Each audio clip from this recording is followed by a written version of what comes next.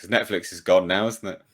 They're heading that way. Netflix. They've lost what 200,000. They were projected 50 to billion, get 2.5 50 billion off the market value. Yeah, they was projected to. They projected that quarter to get like 2.5, I think, million new subs.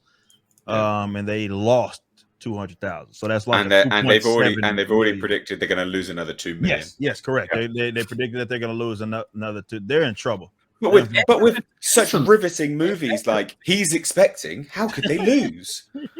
God, everything is against these streaming services now, though. We're out of lockdowns now, so you don't have the captive audience. We're into summertime where people are starting to go out more. We've got fucking inflation, so nobody can afford anything. So we're cutting back on the luxuries, and that's going to include TV and streaming services. Yeah. And there's just the glut of content. You've got a dozen different streaming services right now that are competing for our attention. They've all got stuff on, but man, it's just too much. You know what's funny?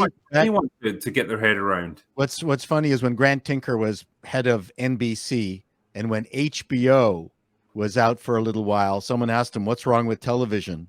This is back when HBO just came out. He said, "The problem with television is that there's too much of it." There is. We're talking 30 years ago. It's too wide an option. Now look at now. It's just nuts now. Well, no, that's the thing. Like, I think that decentralization works out, but at the same respects, you have to be good at what it is that you're fucking doing. It makes no sense if you're just going to be a master of fucking none, and then there's another streaming service that does the same fucking thing and being the master of none. What incentive do I have to reach in my pocket to purchase your fucking shit? None. So they're more so worried about producing, just having content for the sake of having content, as opposed to having captivating or some sort of content that people generally want to consume, even if it's unique, even if it's niche.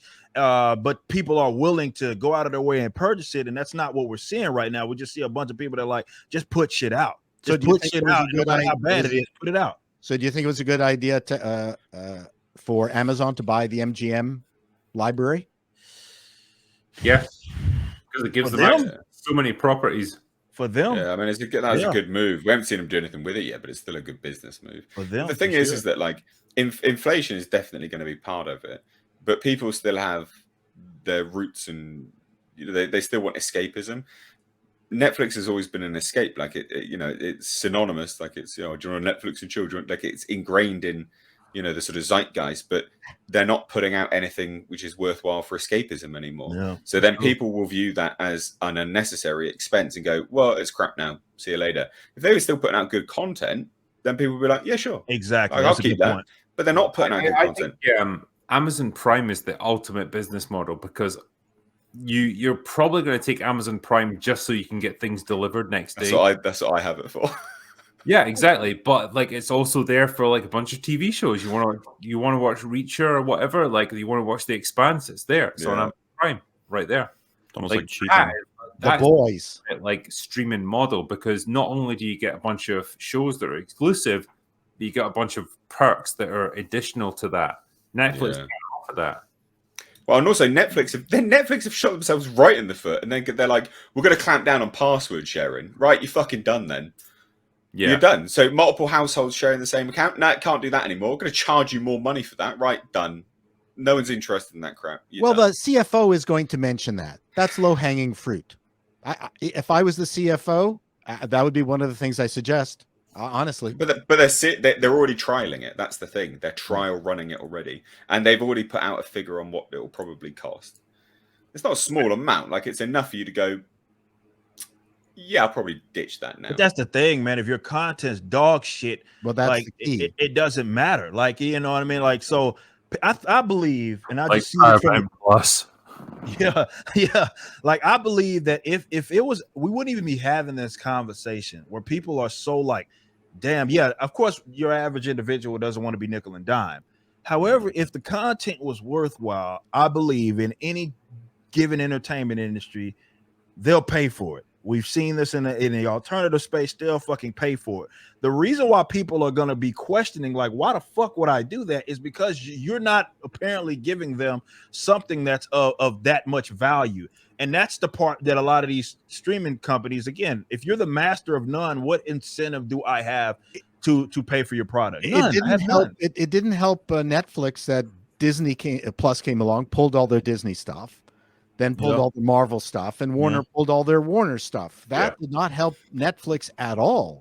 But Netflix has been doing really good things with their South Korean stuff. They really should have just kept pursuing that. A lot of their South Korean stuff, it's not even stuff that they've made. They've just obviously purchased it as a distributor. But their South Korean stuff has been fantastic. Yeah, Squid Game and Arcane gave them breaths of fresh air as well. And they'll get another plus with Stranger Things with that coming out. But like I say, that's just not sustainable. It's just simply not. Like, you got to do better than that if people are going to be paying. What is the price now of Netflix? Like, it's got to be $10. What's the cultural footprint of Stranger Things at this point? Does anyone actually care about it still? No. I think there's still. I don't know, man. I think there's still going to be an audience for that. I think they'll get a boost, but it ain't going. It's not like some. Oh, well, you're going to save the company with fucking Stranger Things. First 2 seasons were like gold, but like after that, everyone got tired of it. Yep. Oh, Drinker, the second season's very bad, my man. Yeah, I know, but like, would have gone into the second season at least and watched it, even if it was shit, because it was like the first season was so good. Yeah, I love the first season. I think it's hard to keep these things going. I mean, Daredevil, the first run, absolutely brilliant. Like, oh my god, Jessica, what was it called? Jessica Jones, first, fantastic. You just can't keep it going. David Tennant. What? David Tennant. David Tennant, like that. Oh yeah, he was great. Jessica Jones herself. Yeah, and is he the front runner right now for the return of Doctor Who? Like, that's what Gary reckons, isn't it? But if they're bring back David Tennant, what the fuck? No. Hey, look, I would have said the exact same thing for Russell T Davies. They'd be like, they'd never bring him back. It's like they are. So yeah, okay. the difference between a showrunner and an actual like they've never brought back the same actor. I don't think, have they? My money's on but never Dame for Edna. another run as a Doctor. So it would be monumental if they did. How much of a fucking like indictment would that be of like the 13th Doctor? It's like bring a man to sort out your shit that you man's got to clean up your woman's problem. As if we're all not dying for him to bring back like a good writer with a good actor and to just ignore all of the canon from Whittaker's era. Yeah, I'm rooting for Dame Edna for the next Doctor. Yeah. I just love this comment as well. Like, remember when we had 4 channels in the UK? I'm old enough to remember that. I remember when Channel 5 coming along was a big. That was groundbreaking. That was groundbreaking. Channel 5, your house and tune in your TV so they could get Channel 5. Oh my god! Did you guys ever tune into Dave? That was like a channel, right? Wasn't that on like Freeview or something like that? That was when you'd have to like. That's when they digitized it all. I thought. Dude, I have the day I left terrestrial television is not a day I look back on and like desperately trying to go back. It's like, nah, I remember when Channel 5 came along and it brought us Xena Warrior Princess, and I was like, holy shit, this is the future. That show was the best. It was fun. It was a fun show, you know. And it was people talk all the time about strong female characters. Well, they had one back in the mid-90s, and she was quite well done, I thought. And they never belabored the fact that she was female. She just did her shit. Yeah. No, they did. Fleshed out character, that's why. All the strong female characters were just characters unto themselves. Their gender was kind of irrelevant. Correct. Yeah. But now they start from gender, trying to shoehorn something in, then work backwards from there. Let's build a character around this woman. Right, okay, good. That's the way to go. I think it's because they just like to have talky stuff on movies and TVs now. It's unbelievable the amount of backstory that they actually explain now, as opposed to just leaving it. Don't give me all the backstory. I don't need exposition around everything. Well, case in point, Boba Fett. He was an interesting character back in the original movies. Great. Like, it was kind of mysterious. You didn't know who he was. He's just this bounty hunter. It's kind of cool. Clint Eastwood. Darth Vader. That's awesome. Now it's like we need to have his entire fucking history and to be get fair, him as like a geriatric old man with dentures and most of the bullshit was all present day. It wasn't like they went back. If they'd done flashbacks in Camino and showed Jango Fett teaching him shit, I probably would have been okay with that. But we didn't get any of that.